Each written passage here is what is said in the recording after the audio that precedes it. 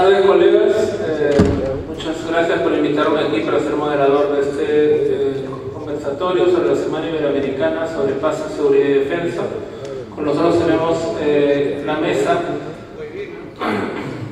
Espacios de Seguridad en el Desarrollo, Seguridad Energética y Cibernética.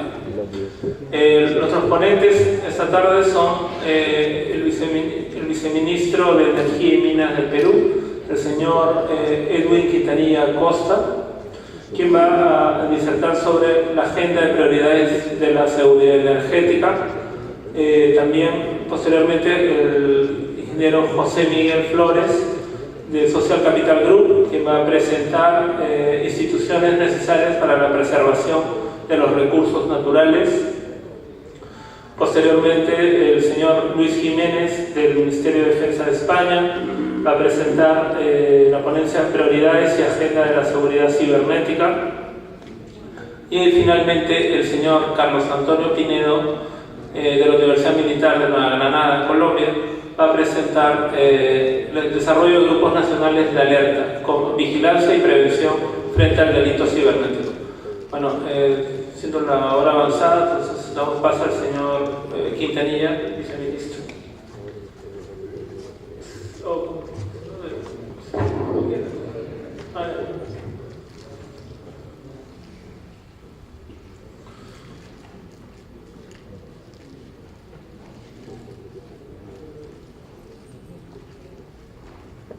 Hola, muy buenas tardes, muchas gracias por esta invitación y siempre para el Ministerio de Minas es un placer poder explicar cuáles son los avances de la agenda y prioridades de la seguridad energética, ¿no? Un concepto fundamental. Yo quiero hoy día presentarles traer una presentación que más o menos resume el alcance de lo que se ha hecho aquí en el Perú. Realmente yo quisiera comentarles que creo que la energía es una de las fortalezas que tiene el país, ¿no?, en el desarrollo de los últimos años, y esto creo que hay que evidenciarlo con cifras y con información que podríamos referir. ¿Cómo está la producción de energía en los últimos años? Ustedes saben que la energía es un aspecto fundamental en el desarrollo de cualquier economía en el mundo. Lo que yo podría resumir es lo siguiente. La producción en los últimos 10 años ha tenido un crecimiento del PBI, o sea, la producción nacional en general, la producción económica, 86%, la electricidad ha crecido en 92% y los hidrocarburos han crecido en 260%. Esto en realidad es, en el resumen, cuál es la situación de la energía en los últimos 10 años. Obviamente se trata de un crecimiento extraordinario, un crecimiento que tiene bastante significado en el mundo, diría yo. Es atípico, toda vez que se trata de una economía una economía energética bastante bien sustentada. Creo que estos crecimientos difícilmente se encontrarán en otros países, y lo cual nos lleva en primer lugar a reconocer que este crecimiento ha sido posible en el país en los últimos años. Pero sin embargo, en un entorno de alto crecimiento como es el país, como es el Perú, no podemos vivir del pasado, ¿no? Nos tiene que vivir del futuro, nos tiene que vivir de los proyectos de lo que puede ir en el tiempo. Si miramos estas cifras, uno podría decir, por sacar una media, que cada 10 años duplicamos nuestros sistemas. ¿Qué significa duplicar en 10 años? Significa que en los siguientes 10 años, si seguimos esta tendencia, tendremos pues el doble de producción, lo que también significa nuevamente que en estos 10 años que vienen tendremos que hacer lo que hicimos en los últimos 100 años. Ese va a ser el desafío. Es un desafío alto que nos debe llevar a pensar, y justamente una política energética tiene un triángulo muy conocido en este contexto, que es la competitividad, el crecimiento económico, la seguridad y acceso a energía por un lado, y por otro la sostenibilidad. Creo que toda política energética tiene que crecer basado en este contexto. Ahora, pero sin embargo esto podría ser muy enunciativo, ¿no? Decir, bueno, sí, da la impresión que estos conceptos son interesantes a tomar en cuenta en una política energética, y es un estándar. En este caso, esta referencia se toma del World Economic Forum, el Foro Económico Mundial, que habla sobre la energía global y su arquitectura, su política energética en todos los países. Si vamos con más detalle, el World que hace es una evaluación de la política energética de los países en el mundo, ¿no? Son 124 economías que se evaluaron en 2014. Aquí tenemos el reporte de los últimos años. El Perú en la evaluación energética global está en el puesto 15, ¿no? Si uno evalúa una serie de factores, o sea, eso no es un solo número, sino es una matriz de indicadores donde uno evalúa diversos aspectos que tienen que ver con cada uno de esos componentes. Entonces tenemos el puesto 15, en competitividad andamos primeros, ¿no? El PIB local es una buena noticia para el Perú, siempre nos preocupa cuando la competitividad nacional está afectada. En este caso en energía es importante decirlo que estamos en primer lugar. En seguridad y acceso a la energía estamos mejorando, estamos pasando del puesto 82 al puesto 60, obviamente nos queda todavía avanzar mucho en lo que es seguridad energética y es por eso que yo les agradezco por esta reunión que me permite abordar diversos aspectos de seguridad que les refería que estamos mejorando, y luego también el tema de sostenibilidad ambiental, ¿no? Que también requiere mejoras en el contexto nuestro. ¿Qué es la seguridad energética? ¿Cómo se define esto? En buena medida es la calidad de la electricidad, ¿no? Otro aspecto a tomar en cuenta es la importación de la energía, los riesgos de concentración y exposición de stock de precios y suministros, y principalmente diría está en lo que es la diversidad de suministro del total de fuentes primarias de energía, ¿no? O sea, uno no puede depender de una sola fuente, en particular de una sola central, de un solo productor, de una sola refinería, de un solo gasoducto, por ejemplo. Entonces, ahí viene un concepto muy importante que se llama la resiliencia energética, ¿no? Y esa resiliencia es importante, porque digamos, los fundamentos del sistema energético seguro es necesitar menos energía en primer lugar, conseguir fuentes que sean invulnerables por su diversidad y dispersión, ¿no? Quizás un anhelo muy complicado de lograrlo plenamente, pero el objetivo es tratar de llegar a esa seguridad energética y que nos lleva pues justamente a manejarnos en un concepto mucho más amplio. Entonces, entre las definiciones que nos refiere World Economic Forum es que entre las políticas energéticas ha adquirido creciente importancia la noción de seguridad energética, es decir, garantizar la continua disponibilidad de energía en variadas formas y cantidades y a precios razonables. La seguridad energética ha evolucionado desde visiones geoestratégicas, pasando por la desregulación de los mercados, hasta incorporar el concepto de desarrollo sustentable y de políticas energéticas acorde con esta, incorporando así una idea más amplia de seguridad. Ustedes saben que el mundo ha pasado las últimas 2 décadas, principalmente, a un contexto más, digamos, de regulación. ¿Esto qué significa? Abrir los mercados a capitales privados, tener un enfoque más bien mucho más integral respecto a la competitividad energética en el mundo. Esto es digamos, hoy día fundamental. Los aspectos clave en la seguridad energética están en los 3 conceptos que refiero a continuación. Disponer cantidades adecuadas de suministros energéticos para sostener la actividad económica, suministro continuo y confiable de las cantidades y precios asequibles.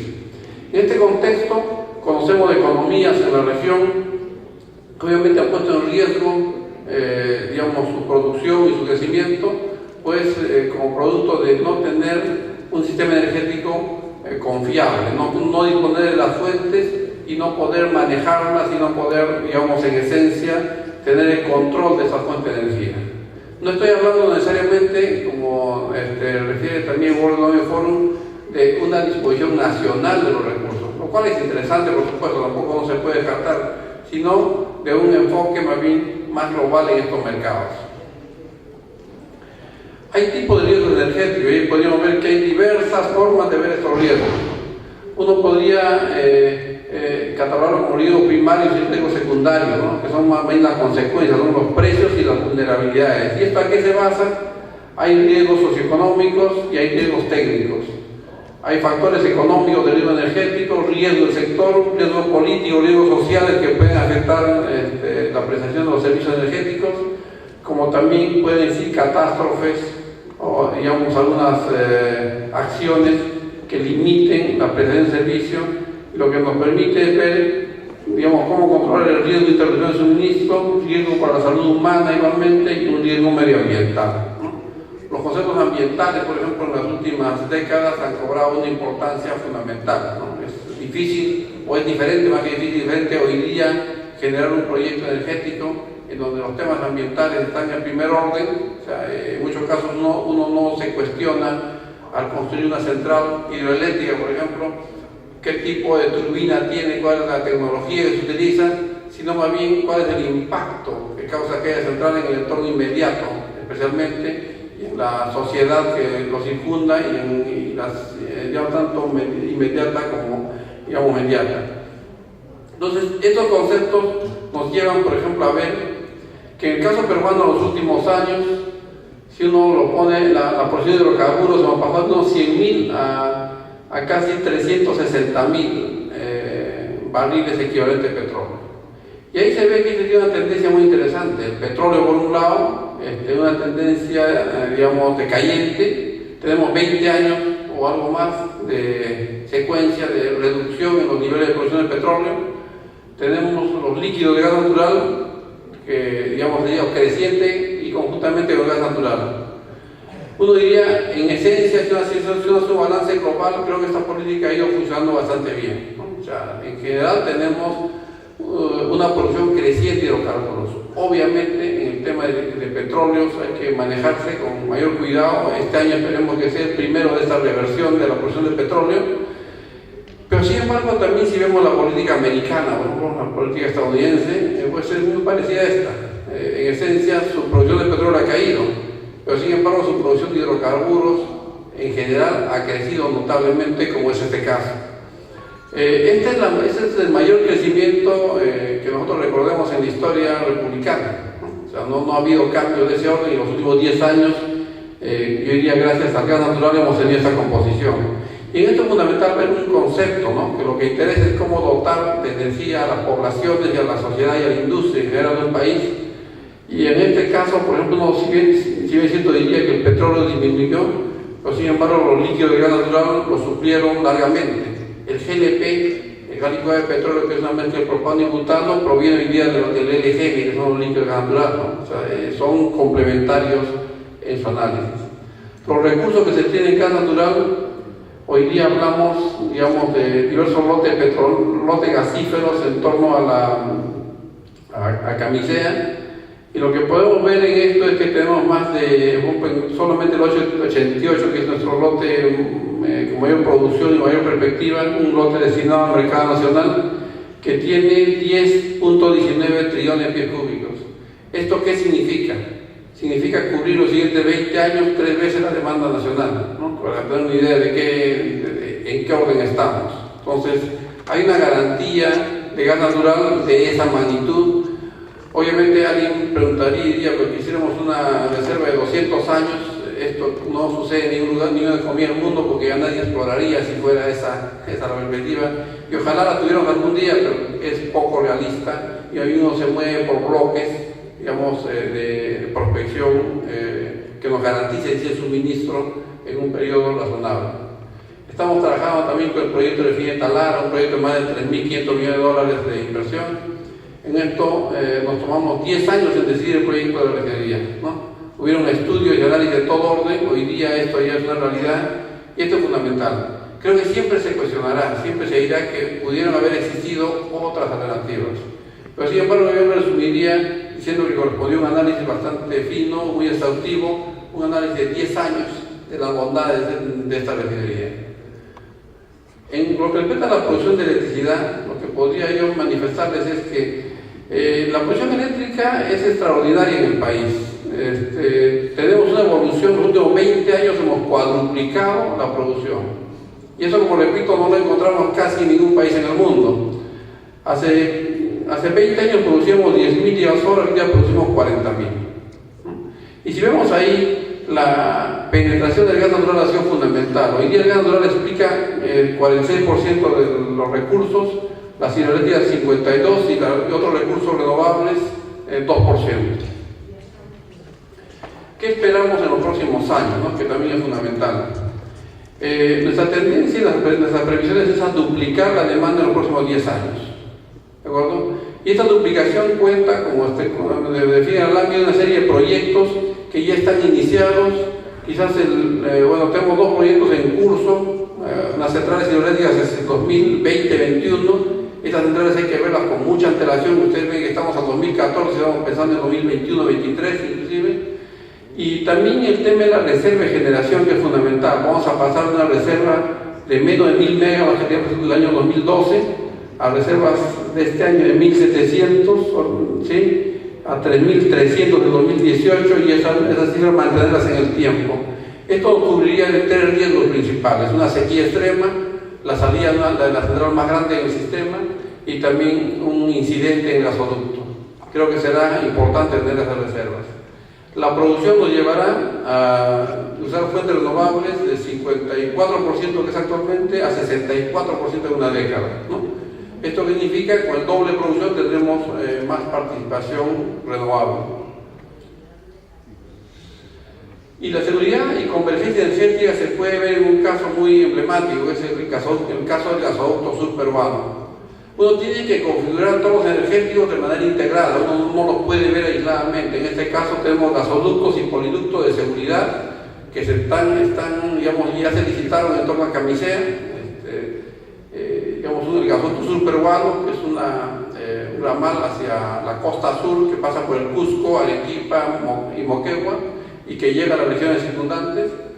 Luego también se tienen los terminales de combustibles en el sur para la producción de diésel, y también lo que llaman el nodo energético, las centrales de reserva de generación y también línea de transmisión de 500 kilovoltios. Creo que si vemos los próximos años, podríamos decir que la hora del sur es un conjunto de obras que va a permitir desarrollarnos en ese contexto. Han habido normas sectoriales recientes en el sector energético. El sistema de energética y hidrocarburos, que se dio en el año 2012, hacia abril. Hacia diciembre se dio una ley muy importante, la ley de afianzamiento de la seguridad energética, ¿no? Esta ley lo que prevé es que, digamos, la diversificación de fuentes energéticas, la reducción de la dependencia externa, la confiabilidad que hay de suministro a través de medidas como la desconcentración geográfica, margen de reserva, diversidad de modos y redundancia en transporte, almacenamiento de energía. El financiamiento está dado por toda la demanda nacional y define diversos proyectos, de los cuales ya la mayor parte se han puesto en acción y están ya contratados, como es el nodo energético del sur y el gasoducto subperuano. Y también dar una simplificación de plazos para estos fines. Entonces, en general, yo lo que les podría decir sobre ese particular del sistema energético nacional, que hoy día cuenta con una consolidación, digamos, de sus actividades. Si bien es cierto, tanto la producción de gas natural, de hidrocarburos y de electricidad tienen que verse en un solo paquete y de manera integrada, esto tiene que ver conceptos de seguridad que afiancen el suministro. Esta seguridad se da principalmente en el caso de la electricidad con la reserva de generación que uno pueda contar. Y contar de reserva de generación es una generación diésel. Digamos, las reservas usualmente es con fuentes más caras, porque uno lo va a usar muy poco. Hay un error, en muchos casos conceptual, que algunos dicen: ¿por qué ponen una reserva con diésel? Yo creo que es un craso error decir que una reserva debería ser con hidroeléctricas o gas natural. Como también es un craso error decir que uno va a poner las centrales de diésel a operar en la base del sistema, ¿no? O sea, son dos errores que hay que tener mucho cuidado en cómo se dimensionan, y justamente lo que se ha trabajado en el sur es el nodo energético del sur basado en ese concepto. Centrales diésel que a la vez son duales, es decir, puede usar diésel y puede usar gas natural. ¿Esto qué ha significado? Dar la base, dar la preparación para la llegada del gasoducto subperuano. Este gasoducto, que va a ser el gasoducto más largo que se va a construir en el país, ya fue adjudicado en el mes de junio último, y permitirá, con una inversión de $4.000 millones, llegar hasta la costa sur del país y hacer posible, digamos, la vigencia y la puesta en valor del nodo energético, de la generación en el sur, digamos, del orden de 2.000 megavatios. Recordemos que hoy día la demanda peruana está en algo menos de 6.000 megavatios. Este nodo será 2.000 megavatios en una primera instancia, en ciclo simple, y en ciclo combinado será de 3.000 megavatios. Es decir, tenemos una reserva muy importante en esa zona, además de la industria petroquímica y otras que se generarán a razón de la llegada del gas en el sur. En lo que refiere a los hidrocarburos líquidos, que también es fundamental, pues si bien es cierto, estos han ido en el tiempo decreciendo y creo que eso no se puede cerrar los ojos y decir que hemos aumentado, pero también esto complementarlo justamente con otras fuentes que en el planeta hoy día se utilizan mucho. El gas natural está en una era extraordinaria en el planeta. Hoy día se denomina la edad dorada del gas natural. ¿Esto qué significa? Que el gas natural está reemplazando al petróleo en muchos lugares y los precios han desmarcado, ¿no? Los últimos días es una evidencia de esto. Los precios del petróleo empiezan a caer, jalados principalmente por la mayor actividad del gas natural. En el tiempo, digamos, estos ya se tienden a desmarcar. Y lo que nosotros tenemos en el país es una producción de gas muy importante que obviamente hay que consolidar en el tiempo. Lo que buscaremos justamente en aras de la seguridad energética es redundar los gasoductos y tener también almacenamiento de gas natural licuado. Ya tenemos nuestra planta de GNL, que se denomina gas natural licuado, aquí al sur de Lima, en Mechorita, en el límite entre Lima e Ica. Y esto nos permitirá justamente poner en valor estas actividades y tener la seguridad de que el suministro pueda darse, digamos, a través de GNL cuando se tenga alguna contingencia en particular. Lo que buscamos, para terminar, es básicamente un entorno competitivo que es fundamental. Hoy día los costos peruanos, digamos, son más eficientes que muchos países en América Latina, los costos energéticos. Es por eso que estamos en primer lugar en competitividad energética. Y en resumen, yo diría que, por ejemplo, en el caso industrial tenemos proyecciones de agencias de consultorías privadas. Para el año 2020 nuestras tarifas en la industria estarán en 6 centavos de dólar por kWh, en tanto que en Chile estará al doble, en 12 centavos. Esto nos da una ventaja competitiva fundamental en nuestra principal industria en el país, que es la minería. Esto obviamente en un contexto de crecimiento y de seguridad energética que es fundamental. No es tener un costo cualquiera en el corto plazo, sino asegurar este suministro en el largo plazo y un aseguramiento basado principalmente en una base de inversión privada. Creo que esto es central. Si bien es cierto, esto no descarta la intervención del Estado en algunas actividades, pero esta intervención será principalmente subsidiaria. Muchas gracias.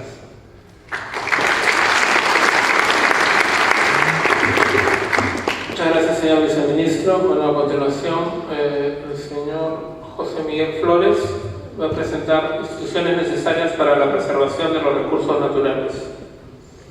Hola, bueno, buenas tardes, gracias. Está prendido, si se escucha, sí.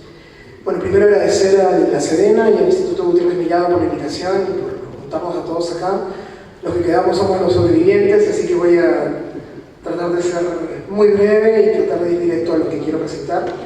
Que en realidad, en términos generales, se trataba de las instituciones necesarias para la preservación de los recursos naturales, pero específicamente quisiera hablar de un instrumento de gestión de recursos naturales que se mueve en una tensión que personalmente creo que es clave cuando hablamos de estos temas, que es entre la preservación y la explotación de los recursos naturales. Creo que en nuestros países es inevitable hablar de esa tensión. En ese sentido, lo que voy a presentar ahora son un par de experiencias vinculadas a lo que llamamos estudios de impacto ambiental. Un poco vamos a ver esto a lo largo de esta presentación. En el sentido... falta el punterito este.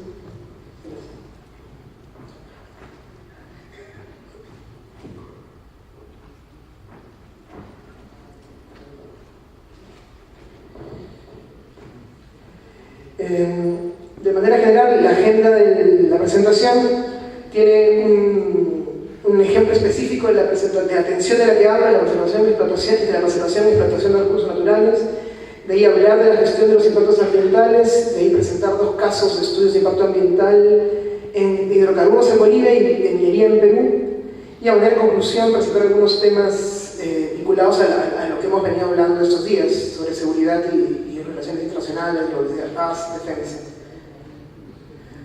Sobre la tensión entre preservación y explotación, creo que un ejemplo nos va a dejar claro de lo que trato de hablar. En el 2007, el presidente Correa de Ecuador lanza la iniciativa Yasuní Tete, Xipingo Tamcocha Putini, básicamente centrada, me parece que el lote 43 de petróleo en la Amazonía ecuatoriana, dentro del Parque Nacional Yasuní. La iniciativa lo que intenta era decirle al mundo que Ecuador no explotaba esas reservas de petróleo a cambio de una colaboración internacional. Ecuador se comprometía a no explotar 846 millones de barriles, equivalente al 20% de sus reservas de petróleo, a cambio de conseguir 3.600 millones de dólares, equivalentes solo al 50% de las rentas que podría recibir de explotar ese recurso. En ese sentido, esta iniciativa permitía evitar la emisión de CO2 y de gases de efecto invernadero de 400 millones de toneladas de CO2 y la protección de una biodiversidad muy amplia. El Parque Yasuní es considerado por algunos la reserva de biodiversidad más grande del mundo, que además alberga 2 pueblos en aislamiento voluntario. Bueno, después de 6 años, la iniciativa fracasó.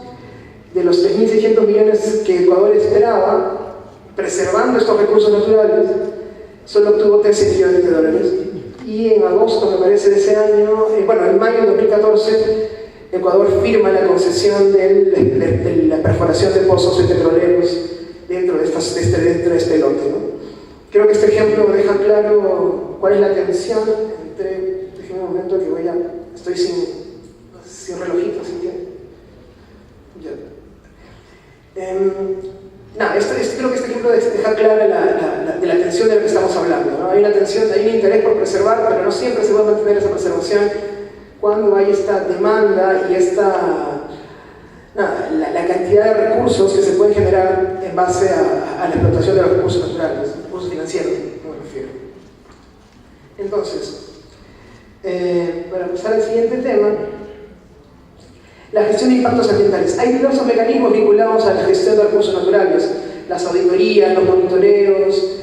En este caso vamos a presentar específicamente lo que se le llama gestión de impactos ambientales y sociales, en la evaluación de impactos ambientales.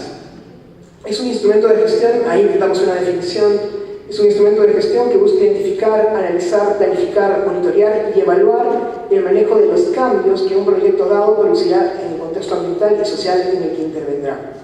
De lo que se trata, y con eso un poco explico el punto C, que son los componentes, es básicamente de identificar un contexto en el que se va a intervenir, entender el proyecto que se va a implementar y identificar y evaluar cuáles van a ser los cambios que nuestro proyecto o el proyecto específico que se va a desplegar va a generar en ese contexto, ambiental o social. Un ejemplo un poco radical puede ser el de una mina a cielo abierto, una mina a tajo abierto, que tiene ubicado el Tajo, donde hay una población, donde hay un asentamiento urbano, rural, pero donde vive gente. El impacto obvio va a ser que esas personas, de implementarse el proyecto, van a tener que ser reubicadas. Es lo que se conoce como reasentamiento involuntario, reubicación involuntaria. Entonces, el proyecto que incluye un tajo en una zona donde habita gente, tiene un impacto muy claro que es la reubicación de un conjunto de familias, de casas, de personas, con todo lo que se implica en términos sociales, culturales, de redes, ecológicos y todo lo demás, económicos. Entonces, la línea base es lo que nos dice el diagnóstico, lo que nos da el diagnóstico de la situación, del contexto en el que vamos a intervenir. De ahí lo que tenemos es el análisis de impacto, que es identificar y calificar los impactos. Hay diferentes técnicas, diferentes metodologías, todas bastante rigurosas, que nos permiten evaluar los impactos. El Ministerio tiene claro de lo que hablan, ellos son precisamente los que evalúan estos estudios, sí, evalúan las evaluaciones que se presentan y aprueban o no estas evaluaciones. Hay una serie de mecanismos en los que un impacto se puede calificar de directo, de indirecto, de positivo, de negativo. Hay diversas categorías que más o menos se han sistematizado y se usan de manera corriente para poder evaluar y calificar el impacto. Y de ahí en realidad no queda en esa evaluación este proceso. Lo más importante es justamente la gestión del impacto, que es la planificación del manejo de estos impactos. Quisiera pasar al punto E para después terminar con el punto D, que es, ¿de qué hablamos cuando decimos gestión de impactos? De manera muy reducida hablamos de prevenir el impacto que se identifica, que el impacto no se ve, que se prevenga, que se mitigue, que se haga más pequeño, que se haga chiquito, que se reduzca el nivel de significancia del impacto, o que por último, si no se puede prevenir ni mitigar, que se compense. Tal vez esa sea la matriz más simple de esta teoría del manejo de impactos. Retomando el ejemplo del reasentamiento del Tajo. Yo eventualmente tendría que rediseñar mi proyecto para que el Tajo de la mina, el Tajo me refiero al yacimiento de donde voy a sacar el mineral, no coincida con la población o el asentamiento urbano o el asentamiento humano en el cual tendría que reasentar. Con eso yo estaría previniendo el impacto, por decir algo. Reduzco el tamaño de mi proyecto, de mi Tajo, y luego lo muevo más allá, si pudiera, ¿no? Si técnicamente pudiera hacer eso, con eso previne el impacto de reasentar población. Si yo no puedo hacer ese cambio en el diseño de mi proyecto, lo que puedo hacer es mitigarlo por ahí. Entonces, a lo mejor en vez de afectar a toda la población del pueblo, afecto solo el 10%, 15%, 20%. Bueno, estoy reduciendo el impacto previsto.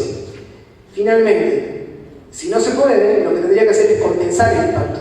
Compensar a los afectados de manera adecuada por el impacto que lo estoy generando. Un ejemplo lo tenemos a unos kilómetros de Lima. El proyecto Toromocho ha resaltado, me parece, que 8.000 personas, justamente por el desarrollo del proyecto Toromocho. La ciudad de Morococha ha sido ubicada a otra zona con 8.000 personas. Hablamos de, me parece que son 8.000 personas, no estoy seguro de la pero eso en todo caso se ha resaltado una ciudad entera. Eso es un mecanismo de compensación. O sea, ahí no se mitigó, no se previno, lo único que se podía hacer es compensar. Se ha entregado a la población nuevas viviendas y nuevos medios de vida para que puedan inclusive mejorar sus condiciones de vida de como vivían antes. Bueno, eso es la gestión de los impactos. Y el instrumento principal para esta gestión es la evaluación de estudios de impacto ambiental. Lo que denomino hay retos o ventajas, mejor dicho, son retos, pero también son ventajas del estudio de impacto ambiental. Uno es la cuestión administrativa. Es un procedimiento obligatorio en la mayoría de países, y en nuestro país prácticamente todos. Es un requisito administrativo, un requisito legal para poder operar y desarrollar un proyecto. Entonces, en sí mismo es un reto, una ventaja, obtener ese permiso, obtener lo que se llama licencia ambiental, ¿no? El reto técnico es bien interesante porque exige que los niveles, debería exigir, o sea, hay mucha disparidad también entre los estándares nacionales alrededor de los cuales gira nuestra región, pero debería exigir niveles de diagnóstico ambiental y social que permitan evaluar fielmente o muy rigurosamente el tipo de impacto que se va a generar. Entonces, ahí yo soy sociólogo, yo soy muy vinculado a la parte de los estudios de impactos sociales, pero por ejemplo los ambientales, los que hacen estudios de impacto ambiental tienen un nivel técnico y un rigor técnico, o deberían tener un rigor técnico muy particular para medir cuánta agua se va a utilizar, cuánta agua se va a impactar, la flora que se va a impactar, la fauna que se va a impactar, el suelo, el aire, todos los medios físicos y humanos tendrían que ser evaluados, y eso exige un rigor técnico importante. No solo en el diagnóstico, sino en el pronóstico, de cuáles van a ser los cambios que se generen.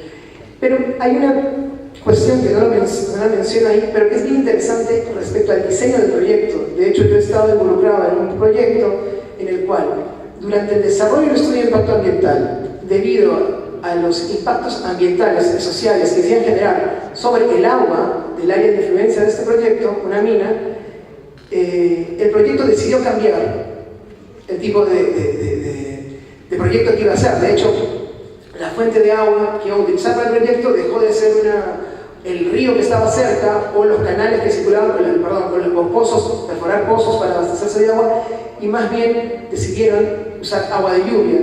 Y como el agua de lluvia no iba a alcanzar, redujeron el tamaño de la producción. Extendieron obviamente el tiempo de producción, pero redujeron el tamaño por año. Entonces, yo creo que el estudio de impacto ambiental, cuando es bien desarrollado, permite ese tipo de medidas y decisiones, inclusive cambiando el diseño de un proyecto que eventualmente parece omnipotente, ¿no? Cuando es una comunidad campesina como una mina de oro. En realidad no siempre es así, presenta ese tipo de oportunidades, por eso que retos y ventajas los estoy juntando. Informativo. El reto informativo, el reto de dar a conocer el proyecto a la población y que la población también permita presentar sus preocupaciones, temores, expectativas a los proyectos. Esto en realidad parece que estuviera hablando en el contexto en el que vivimos, de conflictividad social y de proyectos parados, y proyectos bloqueados, y proyectos bloqueados. Pareciera que fuera irreal, pero de hecho las experiencias que les voy a presentar a continuación hablan de procesos exitosos de evaluación de estudios de impacto ambiental. De estudios de evaluación de impacto ambiental, perdón. Entonces, el componente informativo también es muy importante, y el componente político también es relevante, porque es el componente que otorga legitimidad al proyecto y que le puede dar sostenibilidad a lo que se va a desarrollar. No solamente es un procedimiento, no solamente es un checklist donde uno dice check al estudio de impacto ambiental. Lamentablemente ya no es así, o no sé si lamentablemente, yo creo que felizmente no es solo eso. Ahora el estudio de impacto ambiental permite o puede permitir que el proyecto que se va a desarrollar obtenga la legitimidad que necesita. Para pasar rápidamente a los dos casos que quiero presentarles, hidrocarburos en Bolivia. No voy a detenerme en la relevancia del gas, específicamente lo que significa la explotación de gas para el caso boliviano, pero más o menos en el sentido común de todos que el gas para Bolivia es un recurso muy importante.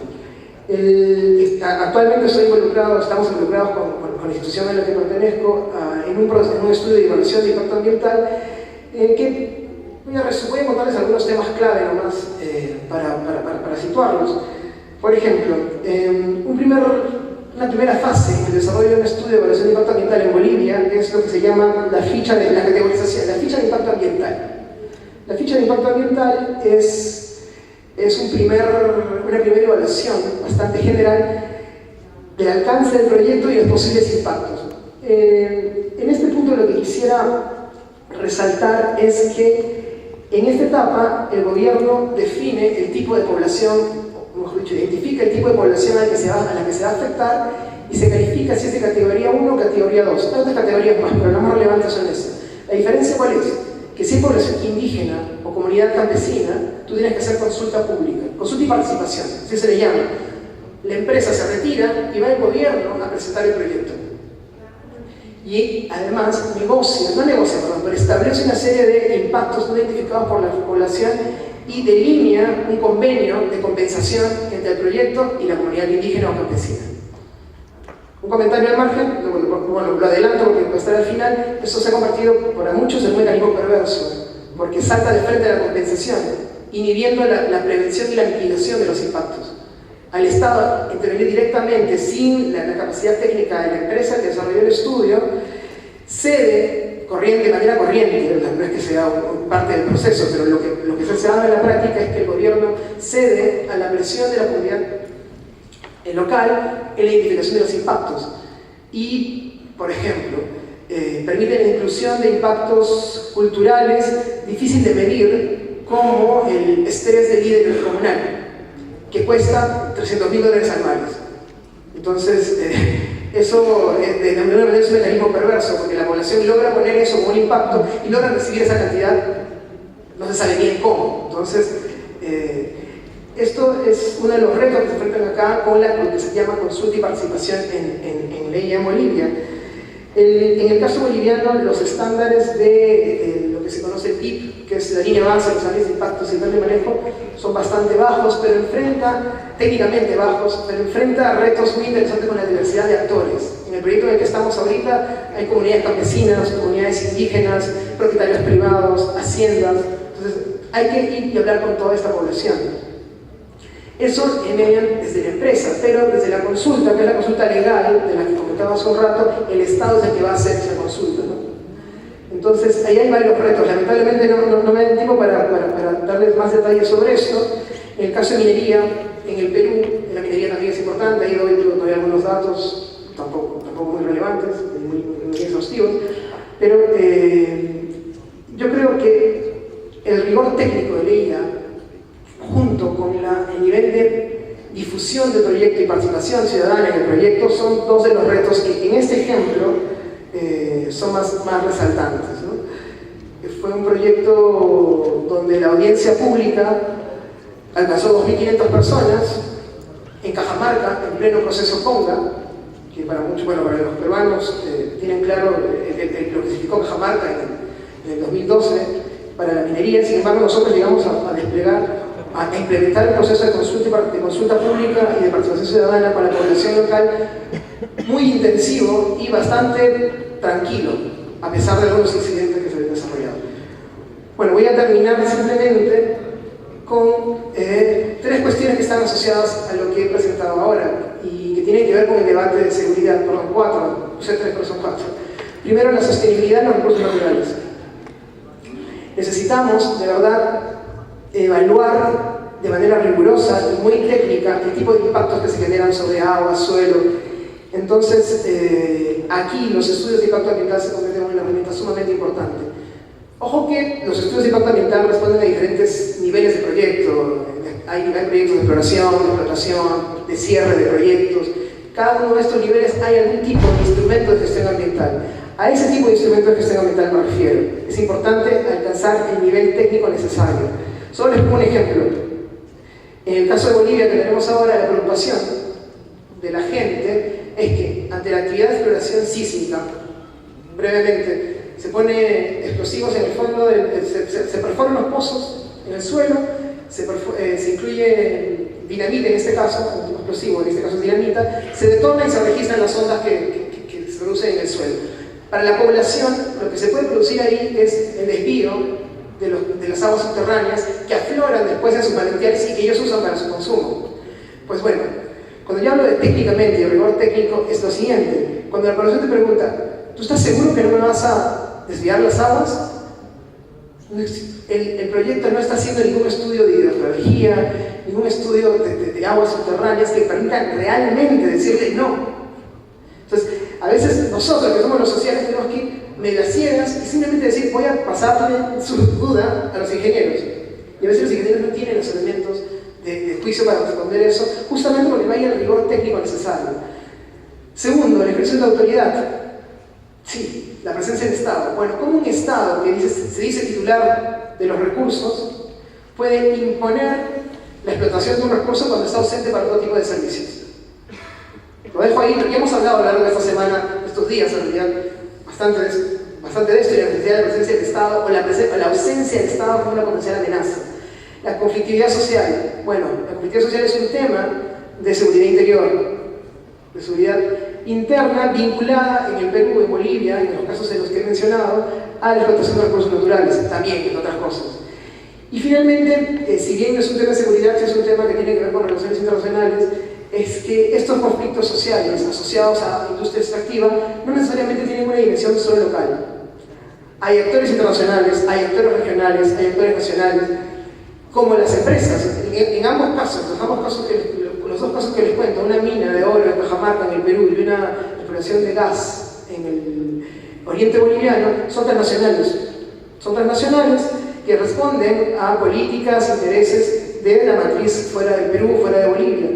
Y al frente, eventualmente, no tiene solamente una comunidad. En el caso boliviano, es muy claro el ejemplo de, por ejemplo, la comunidad Titicahuaso, que su negociación con Repsol tuvo la asesoría de una ONG belga, apelando siempre al convenio 169 de la OIT. Entonces, es difícil circunscribir solamente ese tipo de conflictos a un escenario local. Hay diversos niveles y creo que a la hora de manejar estos conflictos desde el punto de vista de la seguridad hay que ver estos diversos escenarios. Bueno, me pasé unos segundos. Gracias.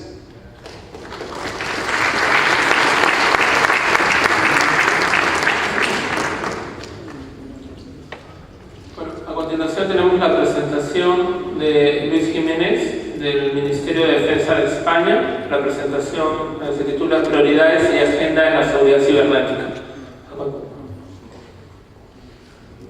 Gracias, buenas tardes. Bueno, yo les voy a contar un problema que es el problema de la ciberseguridad, un problema emergente que preocupa a algunos países, pero que en una década nos va a preocupar a todos los países del mundo. ¿Por qué? Pues porque el nivel de ciberamenaza ha alcanzado un nivel de riesgo que ya empieza a ser preocupante. Empieza a ser preocupante porque puede afectar a la estabilidad de los países y a la estabilidad de los estados. Puede afectar a su crecimiento económico, a su capacidad de desarrollo y puede afectar gravemente a la seguridad de la ciudadanía. Voy a dar un repaso de los factores que han influido para tener este nivel de riesgo tan grande con respecto a la ciberamenaza. El primer factor que ha influido es que cada vez hay mayor diversidad de agentes, susceptibles de poder realizar un ciberataque o de poder realizar una ciberagresión.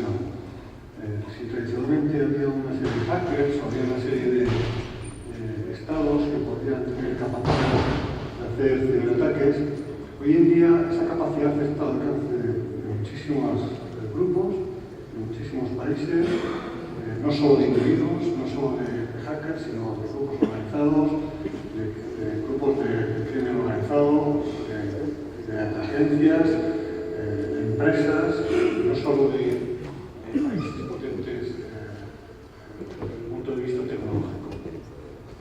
El segundo factor importante es la motivación. Existen múltiples motivaciones a la hora de lanzar un ciberataque o de recibir un ciberataque. Nosotros siempre intentamos agrupar esos ciberataques en 5 motivaciones básicas, que son el robo de información. La finalidad del ciberataque, la agresión es el robo de información. La finalidad es el beneficio económico. La finalidad es la provocación de daños. La finalidad puede ser la reivindicación social o política. Y por último, la finalidad puede ser alcanzar la superioridad en el ciberespacio. A cada una de estas finalidades, cuando nosotros investigamos un ciberataque o una agresión informática, intentamos descubrir cuál es la finalidad última de esa agresión informática. Y a cada una de estas finalidades les hemos dado un nombre en España, ¿no? Cuando la finalidad es el robo de información puro y duro, pues para obtener ventajas políticas, económicas o sociales sobre el adversario, a eso le hemos llamado ciberespionaje. Cuando lo que hay detrás de la agresión informática es obtener un beneficio económico, todo lo que es el fraude, todo lo que tiene que ver con el uso de Internet para cometer fraude o para la intrusión en sistemas, para robar contraseñas, para hacer lo que es el blackmail o lo que es el chantaje, entrando en los ordenadores de la gente, etc. Pero realmente lo que hay detrás es un delito tradicional utilizando medios informáticos. Lo hemos llamado ciberdelito o cibercrimen, cuando lo que se persigue es la provocación de daños para causar pánico en la población o para causar terror en la población. Lo hemos llamado ciberterrorismo. Fundamentalmente, este tipo de agresiones de ciberataque lo que van buscando son afectar a infraestructuras críticas del país para ocasionar daños. No se va buscando el robo de información ni se va buscando beneficio económico, lo que se va buscando es provocar un daño en la infraestructura tecnológica. También existen ciberataques que lo que van persiguiendo es la reivindicación social o política, y a esto lo hemos llamado ciberactivismo. Y por último, existe la finalidad de alcanzar la superioridad en el ciberespacio como una capacidad militar más, como una capacidad, igual que se quiere alcanzar la superioridad en el espacio aéreo o en el espacio naval, pues el alcanzar la superioridad en el espacio, creando esa capacidad militar, eso le hemos llamado ciberdefensa. El tercer aspecto importantísimo con respecto al panorama que nos encontramos es la causa del crecimiento de este fenómeno. Y la causa, existen varios factores. Uno de ellos es el bajo coste que tienen las herramientas de ciberataque, o las herramientas de software o de hardware que te permiten atacar una infraestructura o una red de comunicaciones. El segundo es el fácil empleo. El tercero es el poco riesgo que tiene el atacante. Son armas o son herramientas muy efectivas que suponen muy bajo riesgo para el atacante por la dificultad de atribuir quién nos está atacando. También porque somos objetivos muy blanditos. Las redes de información y comunicación, los sistemas de información y comunicaciones de la mayoría de nuestros países son objetivos blanditos porque no estamos concienciados con el riesgo de uso de las tecnologías y nuestros sistemas de información y comunicaciones no están protegidos adecuadamente. Y por último, otro factor importante es la vulnerabilidad de la tecnología. Existe una cierta incapacidad o inmadurez del mercado de las tecnologías de la información para desplegar o para sacar al mercado tecnología sin vulnerabilidades, con falta de vulnerabilidades. Esto está reconocido por los institutos más prestigiosos de desarrollo de software, que hoy por hoy la industria informática, la industria de tecnologías de la información reconocen su incapacidad para sacar el producto sacar al mercado productos libres de vulnerabilidades. Otro factor importante es la complejidad de la tecnología. La tecnología ha adquirido una complejidad tan grande que para los profesionales que trabajamos en seguridad, y que llevamos muchos años trabajando en seguridad, nos es muy difícil determinar ya si un producto o un sistema es seguro o no es seguro. También la rapidez de la evolución tecnológica, el time to market de las empresas, la renovación de los sistemas operativos, el tener el último modelo del móvil, el tener el último modelo de tablet. O sea, estamos en una carrera tecnológica tan vertiginosa que eso va en perjuicio de la seguridad, ¿no? En el desarrollo seguro de la tecnología. También existe un factor asociado a la falta de control de la producción de tecnología informática y la tecnología de comunicaciones. No controlamos lo que hay detrás de un producto de tecnología de la información y comunicaciones. Existe la falta de madurez que ya he mencionado.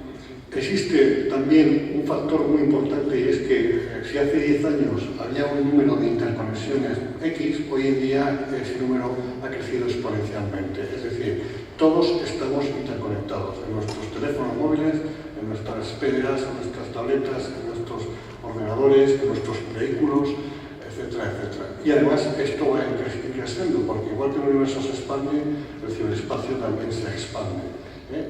Internet de las cosas, todo estará interconectado, con lo cual la superficie de exposición para recibir un ciberataque es mucho mayor. El quinto factor importante es que ningún sector está libre de ser atacado. Ni el sector gubernamental, ni el sector empresarial, ni el sector energético, ni el sector farmacéutico, ni el sector de defensa.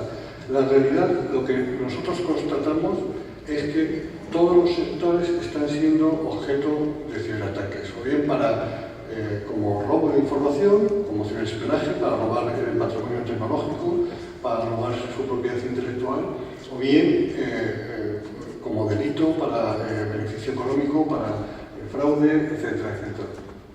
Y también hay sectores que están siendo atacados también por temas de ciberactivismo político, ocasionándoles daños en sus sistemas.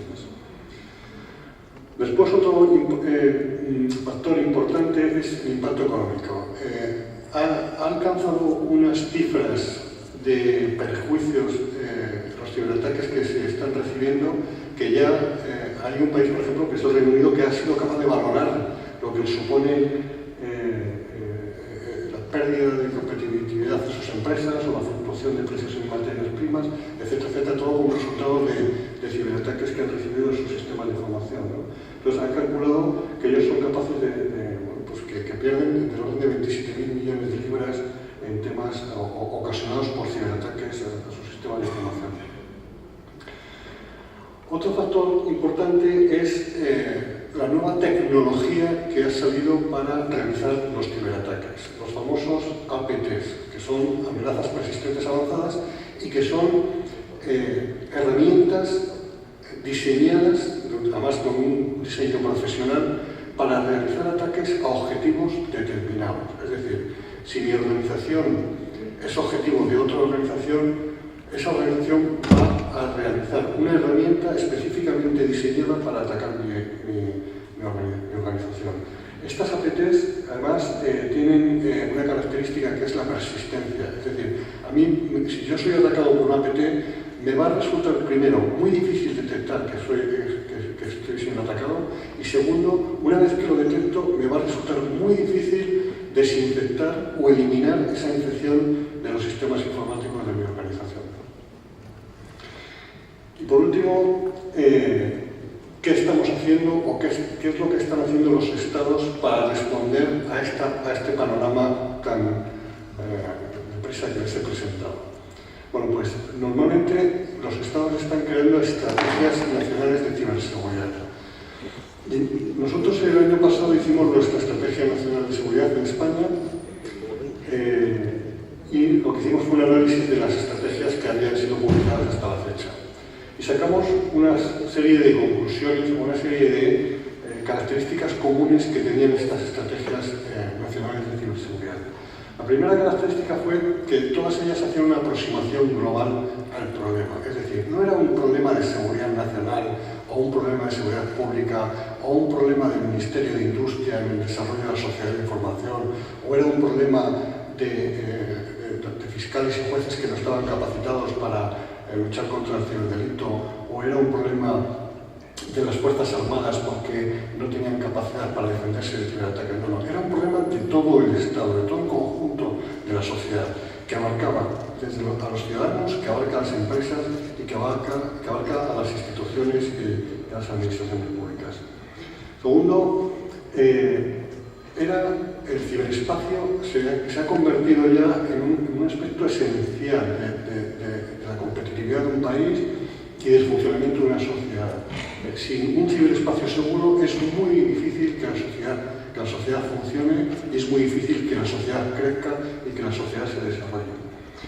La tercera característica común a las estrategias estudiadas es que se reconoce que es un problema incierto de resolución, que es un problema emergente, que el panorama es incierto y que no se sabe muy bien cómo va a evolucionar y que desde luego afecta a lo que es la seguridad nacional.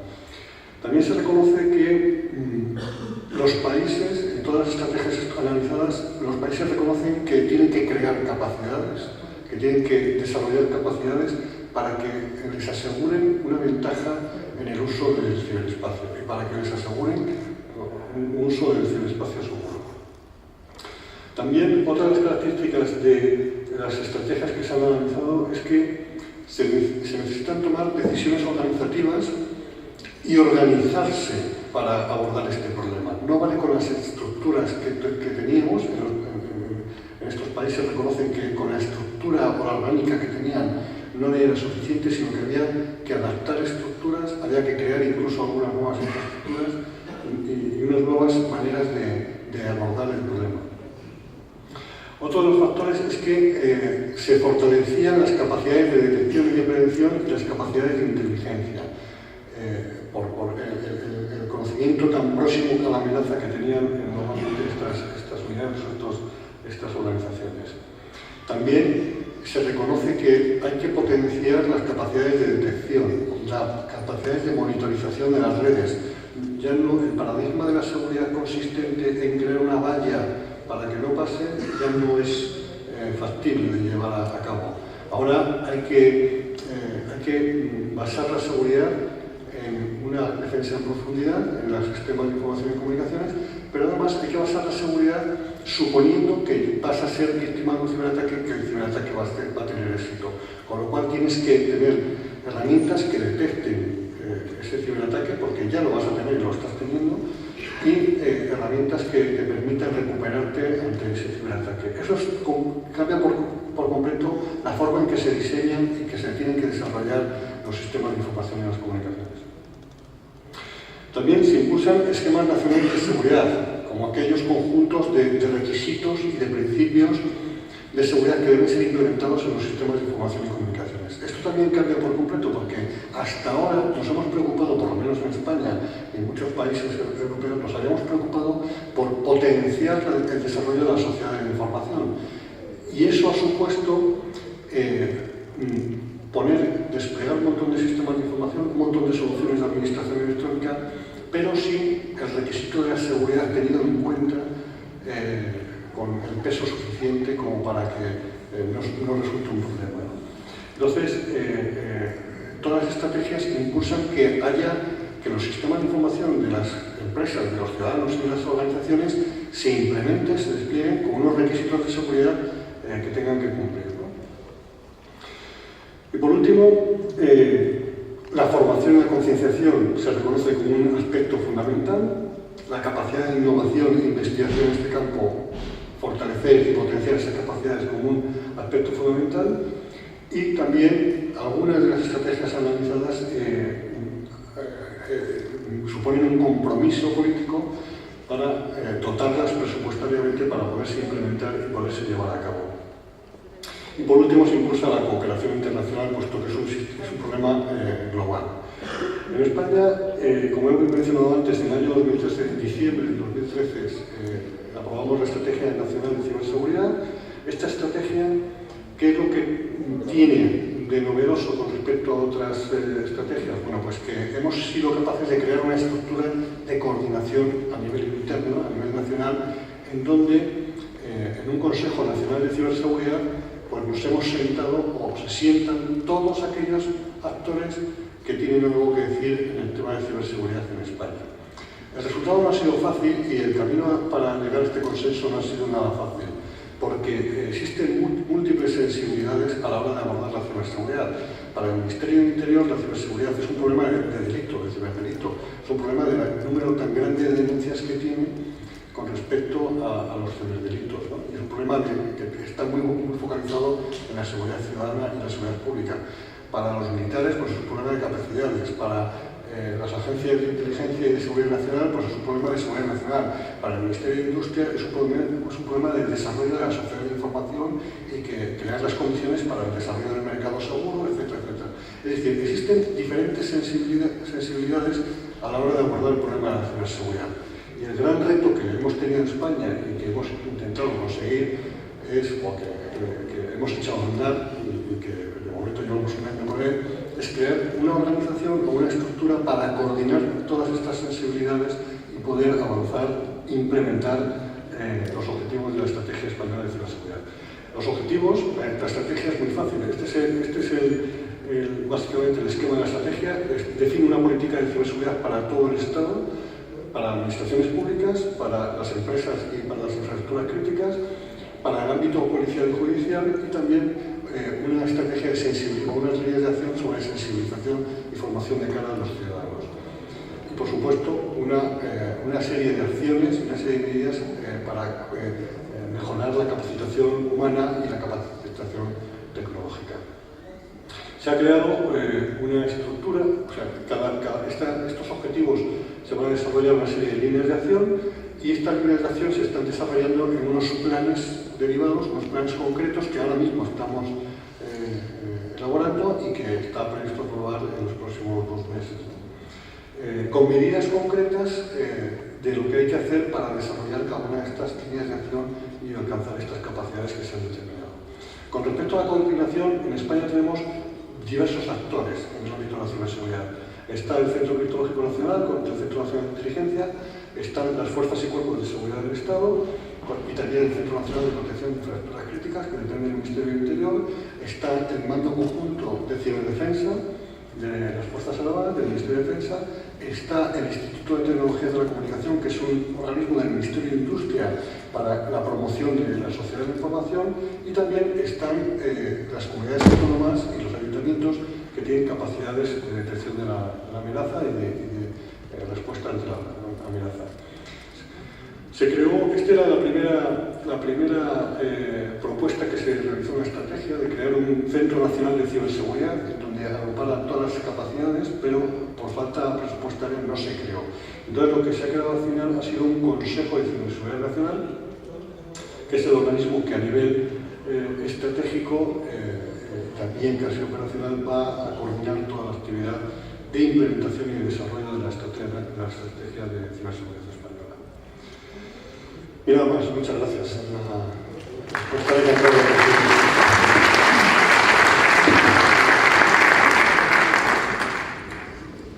Bueno, muchas gracias, Luis Jiménez. Bueno, a continuación tenemos la presentación Desarrollo de grupos nacionales de alerta y vigilancia y prevención frente al delito cibernético, a cargo de Carlos Antonio Pineda Herrera, de la Universidad Militar de Nueva Granada, Colombia. Por favor.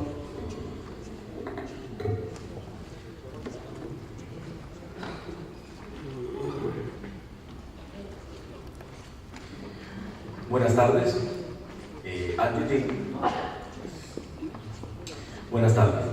Antes de iniciar, deseo agradecer en nombre del señor rector de la Universidad Militar Nueva Granada la invitación que ha hecho a nuestra Casa de Estudios, la Secretaría de Seguridad y Defensa Nacional del Perú y el Instituto Universitario General Gutiérrez Mellado. Por supuesto, a todos ustedes por su asistencia.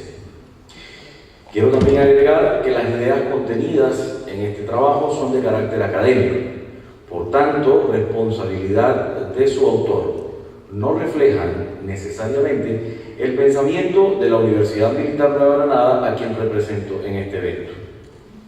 Soporto mi intervención en la doctrina colombiana de ciberseguridad y ciberdefensa, contenida en los diversos documentos del Consejo Nacional de Política Social y Económica, COMPES, y en la información de soporte publicada por Colcert.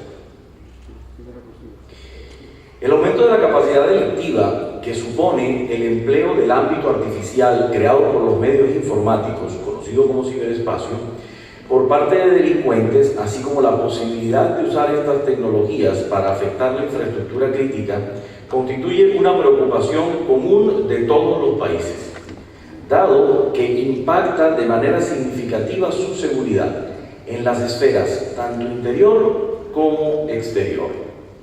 Iberoamérica no ha sido ajena a estos cambios y se prevé que en la medida que la región avance en la apropiación de las TIC, sus estados estarán más expuestos a los efectos nocivos del uso malintencionado del ciberespacio. En la presente exposición se abordarán algunas de las principales consideraciones que han de tenerse en cuenta para el desarrollo de políticas públicas relacionadas con ciberseguridad, destinadas a procurar una ciberdefensa enfocada a la prevención, detección y neutralización de amenazas informáticas. Tomando como referente el caso colombiano, ejemplo de cómo un Estado con relativamente pocos recursos de poder puede implementar una estrategia de este tipo, coherente y abierta, articulada por medio de agencias de carácter multidisciplinario. Los aspectos por desarrollar incluyen el impacto de las tecnologías de la información y las comunicaciones en la seguridad en Iberoamérica, aspectos relevantes para el diseño de una política pública de ciberseguridad y algunas conclusiones aplicables al contexto regional. En el contexto regional, el problema radica en la dependencia creciente que el continente iberoamericano está generando en su infraestructura tecnológica de telecomunicaciones y sistemas de información, es decir, en la demanda de Internet, que si bien promueve la construcción de estados más eficientes, transparentes y participativos, hace que estos sean cada vez más vulnerables. En el entendido que mucha de la infraestructura crítica ha migrado o depende necesariamente del ciberespacio, lugar inmaterial donde identidades, objetos y procesos interactúan dentro de una misma red informática hoy en día mayoritariamente globalizada. En el caso colombiano es palpable esta relación, ya que desde 1995 se viene hablando de la importancia del uso de medios electrónicos para la prestación de servicios y en la realización de trámites, situación que fue decantada hasta que en el año 2000 se establece la denominada Agenda de Conectividad como una política de Estado del primer nivel. Bajo esta premisa, Colombia ha sufrido una transformación sin precedentes que la ha conducido a que hoy en día la totalidad de sus entidades públicas, oficiales y semioficiales, cuenten con sedes virtuales donde nuestros ciudadanos acceden a toda la información que presenta esa entidad, así como a la gestión en línea de trámites y servicios, observando permanentemente las condiciones de accesibilidad, usabilidad, calidad, seguridad y reserva de la información que por allí se procese. No ha sido fácil. La infraestructura crítica colombiana ha sido objeto de ciberataques muy fuertes. Vale la pena traer a colación lo ocurrido durante el primer semestre de 2011, cuando el cibercolectivo Anonymous, que todos conocemos, en su autodenominada Operación Colombia, saboteó de manera simultánea los portales de Presidencia de la República, Senado, Gobierno en línea, y por si fuera poco, destruyó las páginas de los Ministerios de Defensa, Interior y Justicia y Cultura. No querían ni que fuéramos recordados como sociedad. Eso fue lo que nos significó a nosotros que hayan destruido la página del Ministerio de Cultura. Este ataque se dio como protesta por el curso que se estaba haciendo en el Senado en ese momento de un proyecto de ley por el cual se regulaba la responsabilidad por las infracciones al derecho de autor y demás derechos conexos a Internet. En cuanto a seguridad ciudadana se refiere, Symantec en su reporte Norton de 2013 muestra que los hallazgos registrados para Colombia indican que el 64% de los colombianos usa sus dispositivos móviles para trabajar. El 64% de los usuarios colombianos adultos ha experimentado en algún momento de su vida, de su trabajo, de su actividad laboral, algún crimen cibernético. Y en los 12 meses que cubre el informe, es decir, del 2013, se calcula que el costo total del crimen cibernético en el país fue de 874.000 millones de pesos, unos 460 millones de dólares aproximadamente. El impacto de la tecnología de la información y las comunicaciones en el panorama de seguridad viene siendo analizado por la Escuela Superior de Guerra de Colombia, quien ha dedicado su línea de investigación, desarrollo científico, tecnológico e innovación de nuestro CCD, bajo la premisa que la ciberguerra y por ende la ciberdefensa ha evolucionado en términos de 3 generaciones sucesivas, a saber, la primera generación, establecida en los años 90 a partir de la guerra del Golfo Pérsico, en donde el elemento a controlar por medio de medios en el ciberespacio era el factor psicológico del enemigo. La segunda generación, que hace referencia a la noción de operaciones para controlar o afectar la infraestructura crítica de un estado contrario o de un eventual antagonista.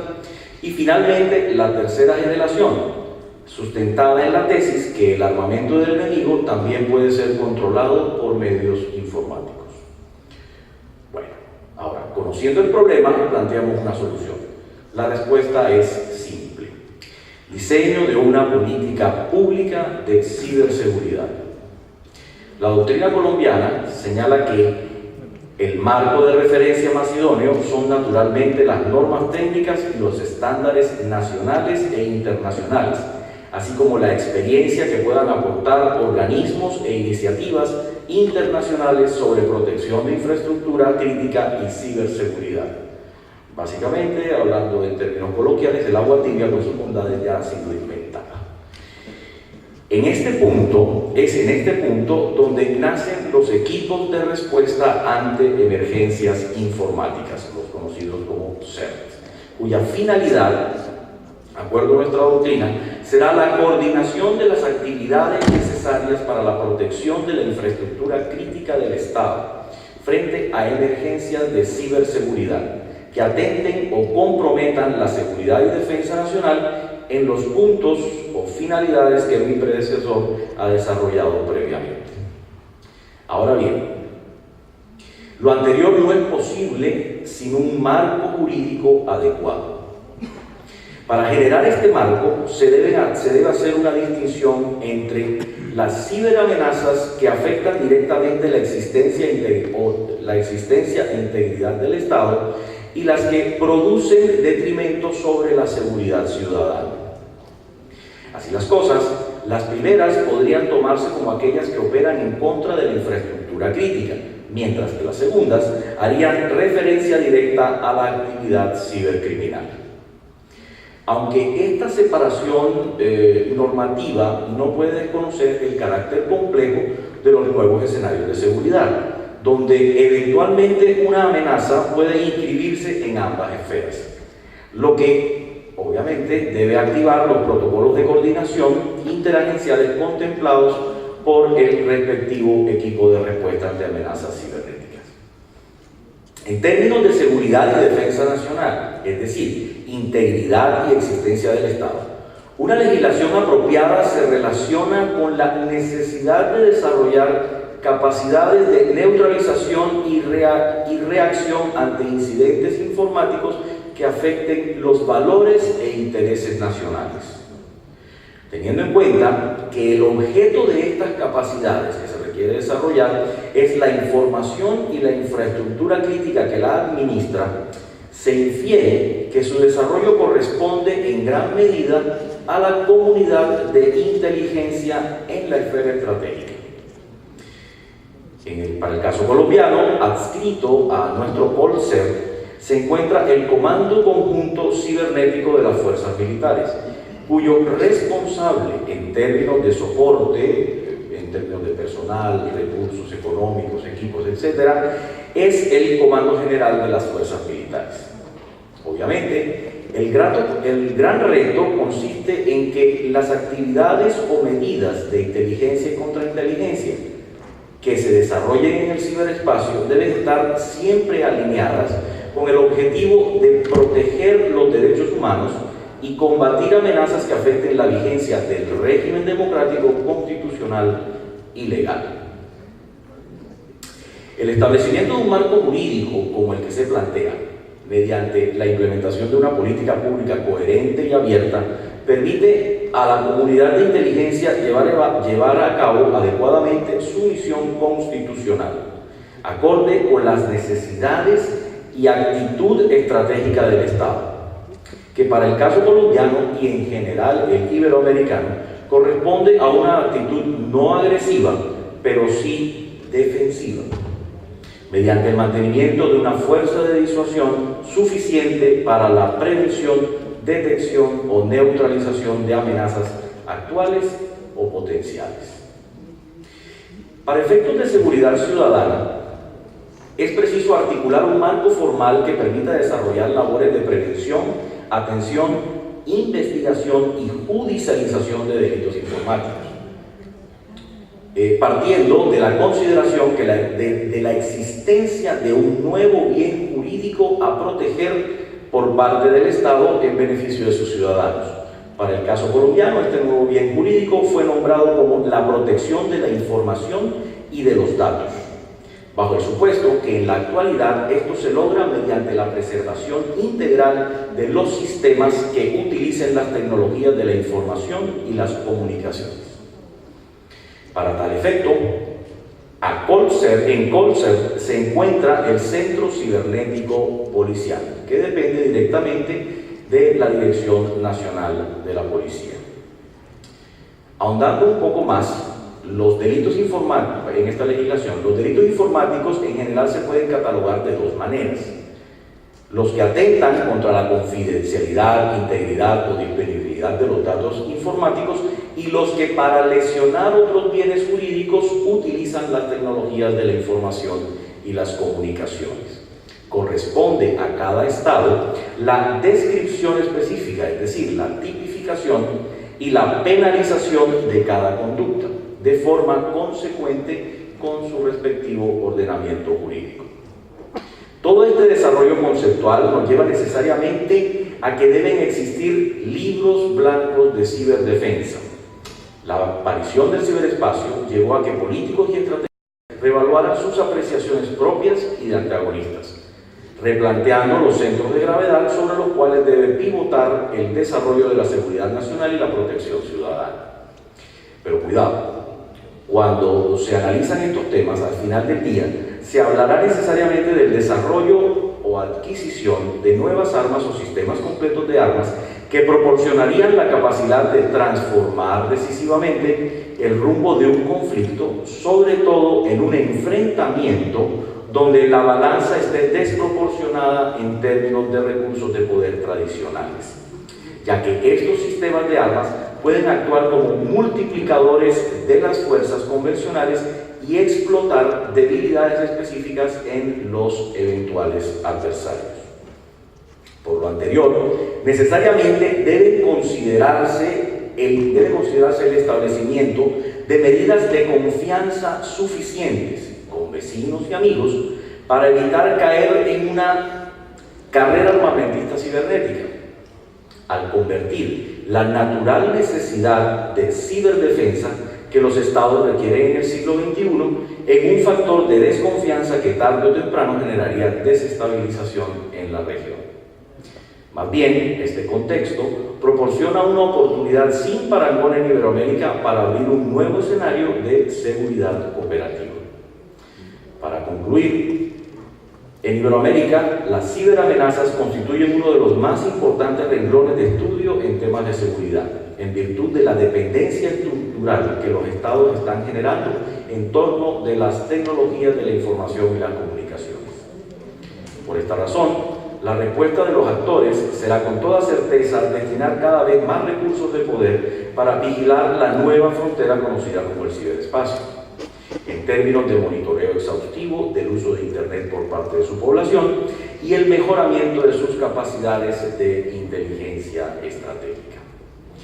Pero, y con esto concluyo mi intervención, una verdadera política pública de ciberseguridad y ciberdefensa, liderada por grupos de respuesta ante amenazas cibernéticas, además de abordar los temas antes mencionados, debe ser abierta de cara a la comunidad nacional e internacional y con el fin o con el ánimo a futuro de convertirse en un escenario de cooperación, no en un factor de desestabilización para la región. Muchas gracias.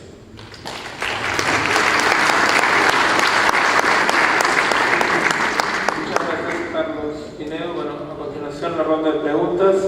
Han estado recogiendo las preguntas.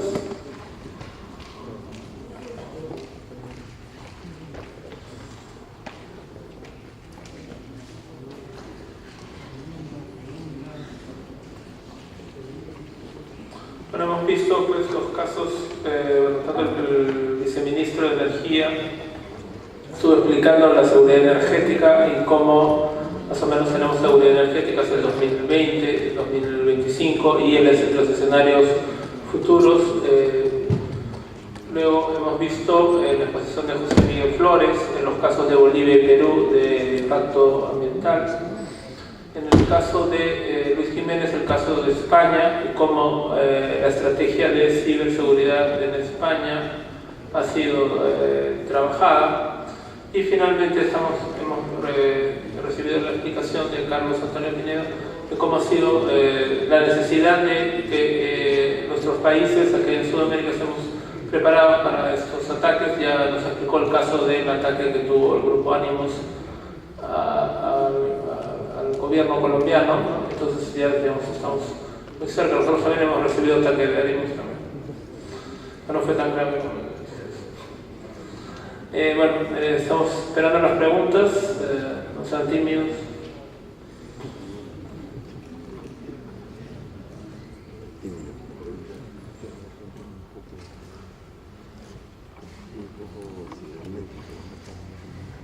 Bueno, les recuerdo que el día de mañana esta sesión continúa aquí mismo. Se va a desarrollar el tema de diseño de políticas públicas de seguridad bajo el concepto de seguridad multidimensional. Se va a tratar los temas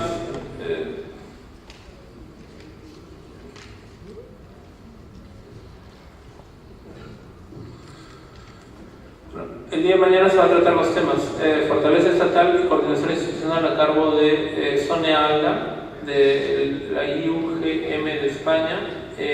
También vamos a tener a Gustavo Ariel Civila del Ministerio de Defensa de Argentina, quien va a presentar planeamiento, diseños sostenibles a largo plazo. Y vamos a tener a José Robles Montoya, subjefe del SEDENA, quien va a presentar las dimensiones y espacios de la seguridad multidimensional en el Perú. Y finalmente vamos a cerrar con Adrián Bonilla Soria, secretario general de Flaxo, quien va a presentar la seguridad humana como centro de política de Estado. Entonces, bueno, teniendo solamente una pregunta, tenemos...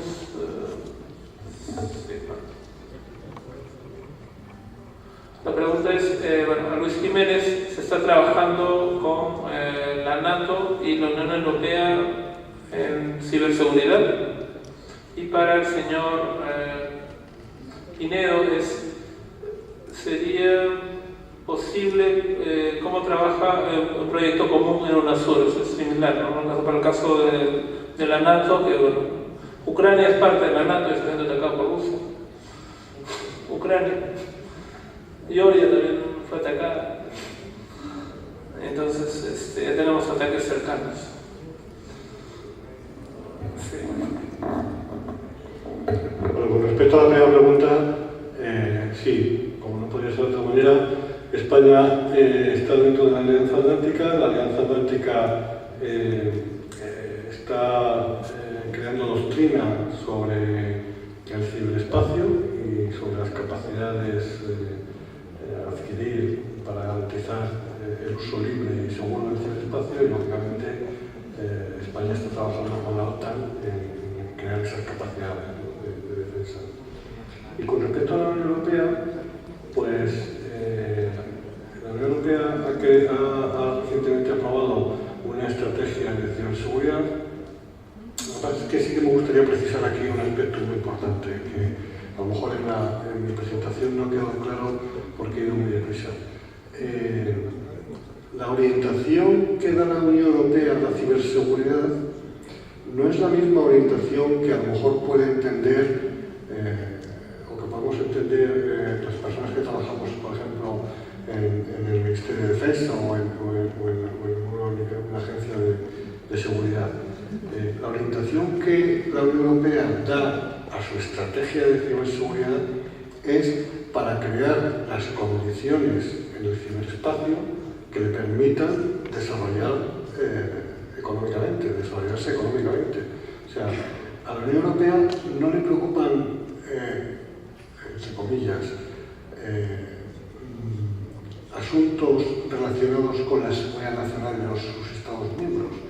Le preocupan que el número de incidentes de ciberataques está afectando a su capacidad de generar negocio, de generar mercado interior y de generar progreso y desarrollo de la sociedad. O sea, son visiones completamente complementarias pero diferentes. O sea, y la política nuestra, o la política o lo que se ha pretendido con la estrategia de ciberseguridad española, es no solo tratar el aspecto económico de la ciberseguridad, sino tratar todos los aspectos: el aspecto jurídico, el aspecto policial, el aspecto de defensa, el aspecto de seguridad nacional, el aspecto económico, por supuesto, el de desarrollo social de información, etcétera, etcétera. Pero hoy por hoy, tal como está redactada la estrategia de ciberseguridad de la Unión Europea, además lo pone en su introducción y su preámbulo, está focalizada a crear las condiciones de confianza en los ciudadanos y las empresas para el uso del ciberespacio como un medio de desarrollo económico y de desarrollo.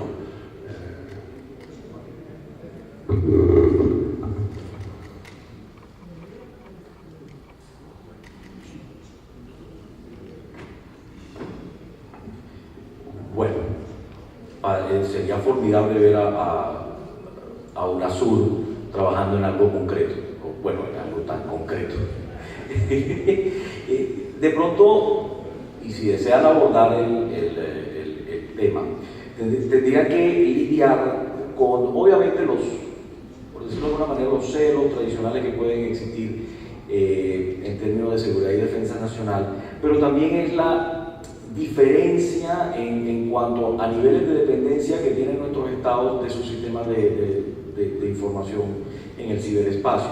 Hay estados que han avanzado mucho en la incorporación de las TIC en su infraestructura crítica, hay otros que no tanto, hay otros que de pronto no han iniciado los procesos. Entonces, obviamente tendrán grupos de respuesta en niveles diferentes de desarrollo, y ese sería el primer obstáculo o el primer reto a superar por el ente intergubernamental que desee liderar o propiciar una política de integración o de seguridad colectiva en este sentido, que sería maravilloso y sería la necesaria tendencia de este tipo en este campo de la seguridad. Habiendo más preguntas, agradecemos a los ponentes con un fuerte aplauso.